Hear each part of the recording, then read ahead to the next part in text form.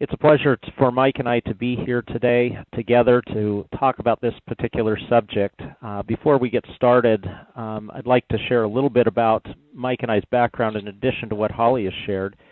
You know, what we spend our time doing nearly every day of the year is working with organizations in the trenches, helping them figure out how to configure their organizations and set up their business models to be able to win in the marketplace. And one of the most compelling topics that we are constantly involved in helping organizations solve for and also answer questions on and help guide organizations around is how to get the full advantage and benefit of a shared service organization design. And so we've talked about this subject in the past, and it just continues to be an area that is relevant and topical. Now, to set some context, let me kind of talk about a little bit what a shared service is and from our perspective and why we think this is a compelling topic. The term shared service gets sort of tossed around quite a bit with different inside of different organizations and by different leaders. And frankly, we see lots of ways that a shared service manifests itself. Usually we think of it as a place where resources and work are brought together, and they are brought together because there is synergy and efficiency that can be achieved. There's also the opportunity to drive consistency and standardization. And most often we look at those shared service organizations as an opportunity to deliver value to the organization in a highly efficient, standardized manner.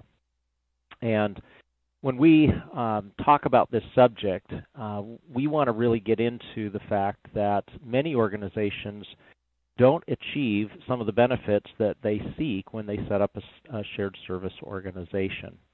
And we'll talk a little bit more about that, but I was working specifically with an organization over the last few years, and they had worked to set up a shared service structure within their function.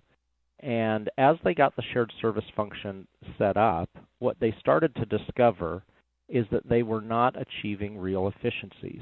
And part of that was because the resources that in the past had sat, out in the organization delivering value and were now supposed to move into the shared service organization didn't move. They sort of stayed where they were. A new organization called the shared service function was stood up, but it seemed to grow with its own new resources. And instead of really shifting the resources, it ended up being a duplication of resources.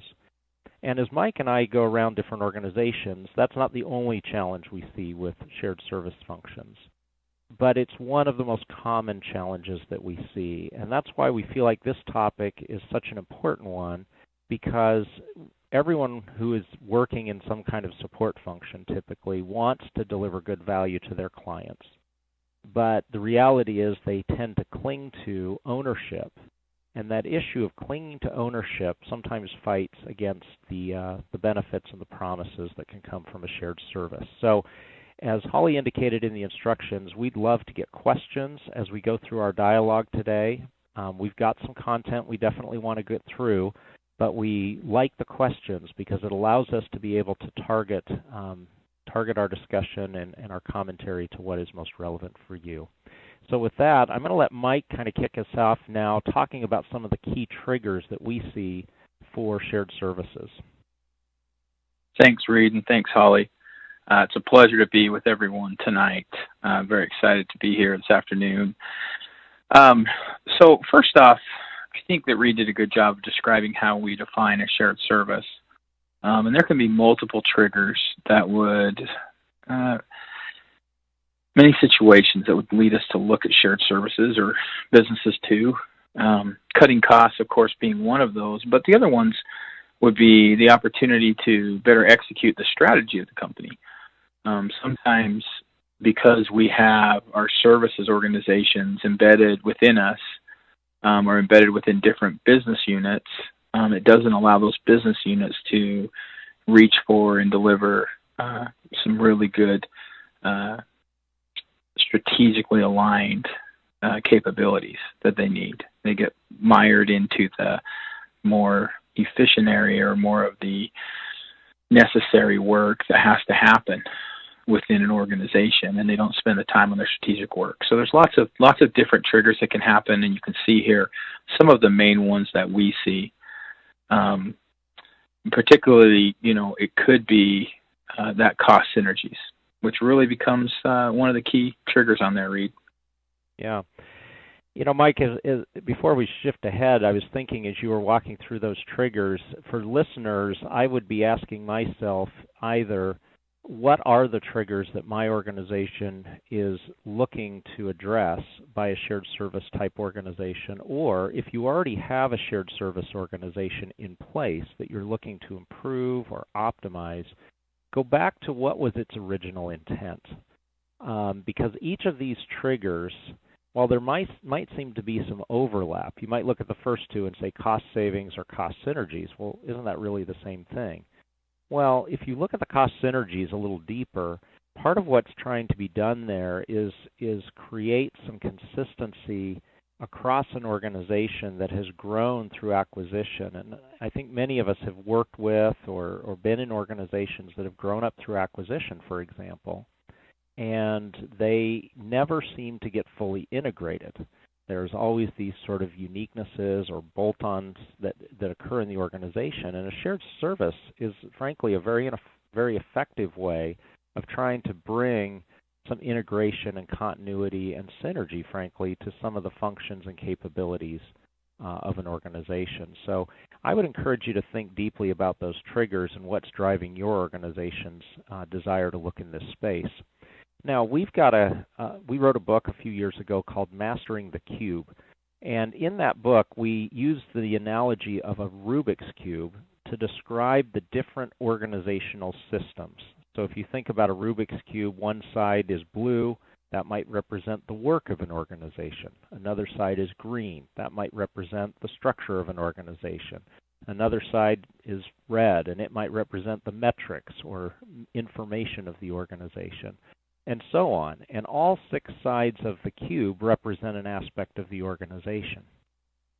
But there are also some key concepts that come out of our book that we want to highlight that really set the stage for our discussion. The first is this: it's essential for an organization to protect their strategically vital work and make sure that it is not distracted or